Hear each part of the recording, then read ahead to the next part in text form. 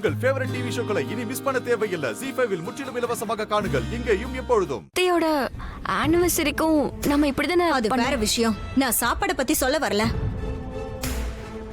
ஆனா கொஞ்ச நேரத்துக்கு முன்னாடி நீ பண்றது எல்லாத்தையும் பார்த்த. அது என்னது? இதுல நான் என்ன தப்பு பண்ண?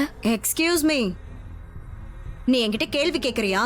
சாரி சொல்றத விட்டுட்டு நீ எதிர் கேள்வி கேட்டுட்டு இருக்கியா? இல்ல இல்ல அத்தை, அப்படிலாம் இல்ல. சாரி, நான் உங்களுக்கு மரியாதை குறைவா பதில்லாம் சொல்லல. நான் நிஜமாவே என்ன தப்பு பண்ணங்கிறது எனக்கே தெரியல. நான் என்ன தப்பு பண்ண? நான் தேவையில்லாம உங்களுக்கு பதில் சொல்றேன்னு நினைச்சீங்கன்னா என்ன மன்னிச்சிருங்க. ஆனா ஆனா நான் இப்ப கூட சொல்றேன், நான் என்ன தப்பு பண்ணேன்னு எனக்கே தெரியல. அதாவது எங்க கிராமத்துல நாங்க இப்படிதான் செய்வோம். சின்ன வயசுல இருந்து நான் இத பாத்திருக்கேன், இதுதான் கத்திருக்கேன்.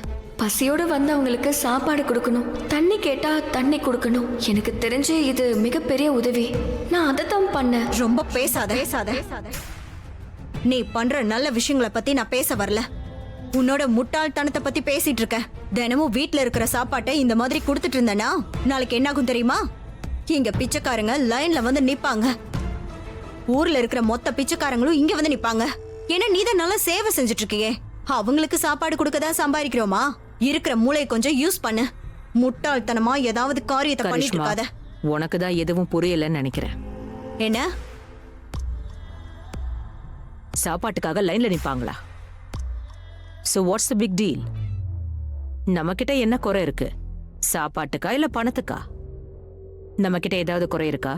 அண்ணி, கரிஷ்மா, நீ தான் புரிஞ்சுக்கணும். நம்ம கிட்ட இருக்கிறத கொடுக்கறதுல என்ன தப்பு இருக்குன்னு சொல்லு. நம்ம கை இப்படித்தான் இருக்கணும், கொடுக்கற இடத்துல தான் இருக்கணும். புரியுதா? அந்த அம்மாவுக்கு லக்ஷ்மி சாப்பாடு தான் கொடுத்தா. அதுக்கு பதிலா அந்த அம்மா ஆசீர்வாதம் பண்ணிருப்பாங்களே. அந்த ஆசீர்வாதத்தோட மதிப்பை புரிஞ்சுக்க கரிஷ்மா. நான் அந்த அர்த்தத்துல பேசல. நான் சொல்ல வந்தது, வீட்ல கூட்டிட்டு வந்து ஏன் கொடுக்கணும்? இது கோயில்ல நம்ம விருப்பப்படும் போது கொடுத்தா அந்த போதும். அம்மா நம்ம வீட்டுக்கு வந்திருந்தாங்க, நம்ம வீட்டு வாசப்படியை தேடி. அவங்களுக்கு பாவம் என்ன கஷ்டமோ வாட்ச்மேனை தள்ளி விட்டுட்டு உள்ள வந்திருக்காங்க. அவங்களும் ஏதாவது கோயிலுக்கோ மடத்துக்கோ போயிருக்கலாம் தான். அவ்வளவு தூரம் போக முடியாத அளவுக்கு பசியா இருந்திருக்கும். அவங்க சாப்பிட்டு வயிறு குளிர்ந்து பண்ண ஆசீர்வாதம் எவ்வளவு பவர்ஃபுல்னு உனக்கே தெரியும்ல. இதுக்கு மேல உனக்கு புரிய வைக்க எனக்கு தெரியல.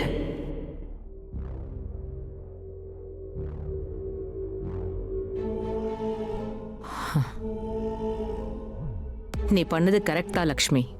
நான் ஏற்கனவே உன்கிட்ட சொல்லியிருக்கேன், எது பண்ணாலும் என்கிட்ட கேட்டுட்டு பண்ணுன்னு.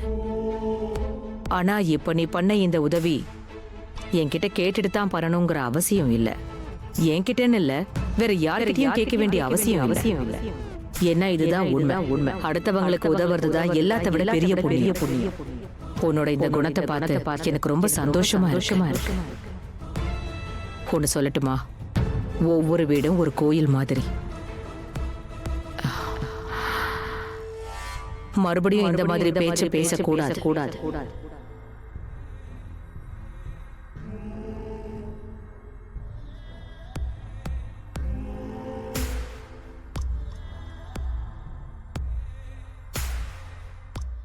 ZEE5 ஆப்பை டவுன்லோட் செய்து அனைத்து எபிசோடுகளையும் இலவசமாக பாருங்க.